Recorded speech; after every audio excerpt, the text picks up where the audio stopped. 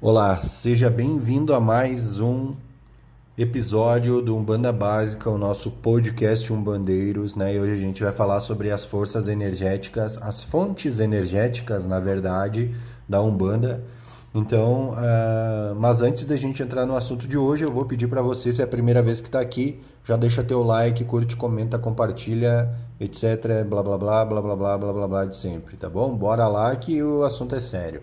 Então a gente precisa entender que muitas pessoas necessitam ainda de algo que funcione como amuletos psicológicos, a fim de desenvolverem o seu potencial. Mas na Umbanda, o que acontece é bem diferente. O altar, o congá, os objetos de culto, tudo o simbolismo que existe dentro do terreiro são utilizados visando compor o que as entidades chamam de bateria magnética, uma espécie de bateria psíquica que concentra as energias para as tarefas a serem realizadas. Não são apenas símbolos, né, ou como as pessoas falam, coisas, símbolos de adoração. Muito pelo contrário, existe um trabalho energético ali muito forte nesse simbolismo todo por trás da Umbanda.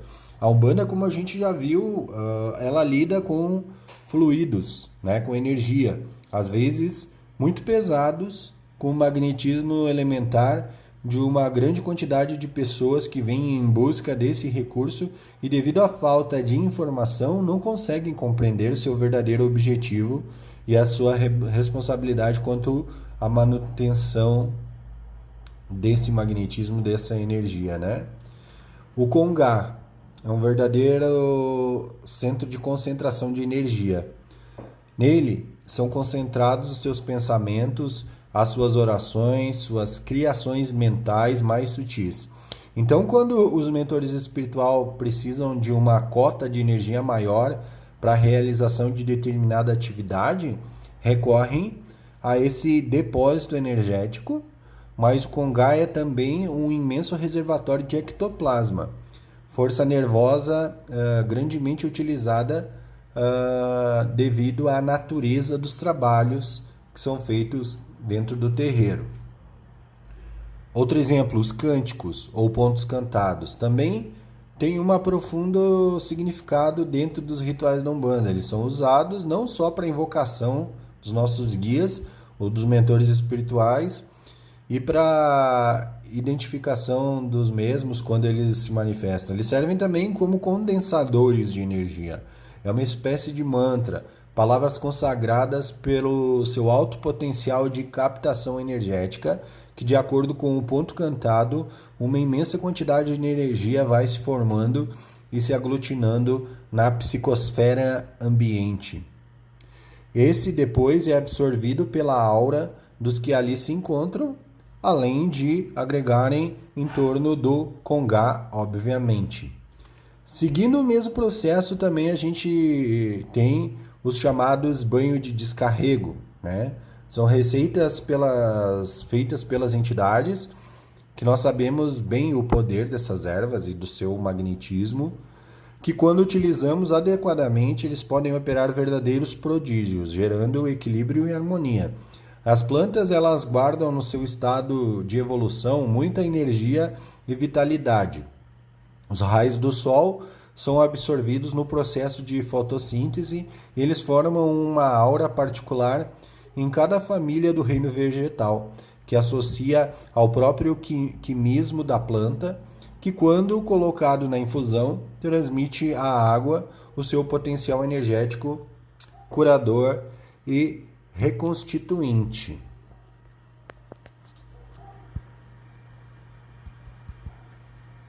Então, quando o adepto toma o banho com misturas de determinadas ervas, todo o magnetismo que ali está associado provoca, em alguns casos, um choque energético ou uma reconstituição das camadas mais extremas da aura, né? Ou mais externas da aura, na verdade. Isso tem a ver com, não tem só a ver com questão de magia ou misticismo, é puramente científico, sob a influência abençoada das ervas, esse potencial que as ervas trazem, e esses benefícios eles têm sido alcançados por inúmeras pessoas na atualidade, e muitos cientistas eles continuam descobrindo e também trazendo descobertas, por exemplo, os próprios florais que obedecem ao mesmo princípio terapêutico dos chás e banhos dentro da Umbanda. Então isso não é apenas questão de magia ou misticismo. Tem toda uma questão que a ciência compactua e também corrobora com seus estudos, trazendo essas informações. Na defumação, empregadas na Umbanda, o princípio é o mesmo, né, dos banhos. Em lugar de empregar ervas em infusão, eles são queimadas. E na queima, ali as propriedades terapêuticas são transmitidas e utilizadas de forma energeticamente pura, ou seja, o fogo, a combustão, transforma a matéria em energia. Isso é a lei da física, tá? Então não é só magia como todo mundo acha, é a lei da física. E quando determinada erva é queimada, a sua parte fluídica ou etérica se concentra, alinhando-se no seu próprio potencial próprio e o potencial da parte física, que se transforma em uma energia no momento da combustão. O produto obtido aí é aliado com o fluido energético dos espíritos que sabem manipular esses recursos. Nesse caso também não se trata de misticismo, mas de puro conhecimento de certas propriedades dos elementos vegetais, animais, minerais a serviço do bem. Então a gente pode observar que todas as energias são utilizadas para desestruturar as criações mentais inferiores que se encontram nas auras dos adeptos e das pessoas que vêm em busca de ajuda. Mas, para muitos, tudo isso significa apenas uma forma de adorar ou de prestar culto às forças da natureza, ou um elo de ligação e união com os guias e mentores espiritual.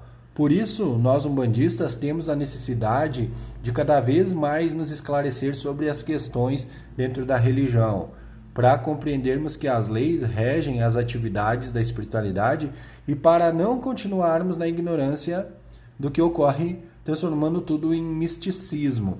Então, como eu falei lá no início, não basta a gente apenas achar que porque alguma coisa funciona, ela funciona apenas como muletas, né? As pessoas precisam disso, mas dentro da Umbanda isso é mais profundo.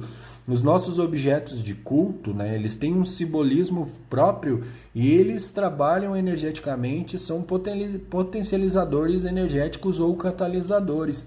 Então nem tudo está ligado às práticas apenas místicas, tudo isso tem uma ciência por trás disso, e o conhecimento do que os nossos guias nos trazem de como manipular essas forças da natureza é que faz com que as coisas funcionem no campo energético, astral e no campo físico. Então é importante se aprofundar e compreender as regras que regem essa espiritualidade e essa magia de Umbanda, para que a gente não continue na ignorância, né? E não transforme tudo em misticismo. Existe todo um mistério por trás da utilização dos elementos e a gente precisa se aprofundar nisso, tá bom? Eu espero que você tenha gostado do podcast de hoje falando sobre as fontes energéticas da Umbanda. Deixa o teu comentário sobre o assunto, o que você achou, deixa sugestões também para novos podcasts, tá?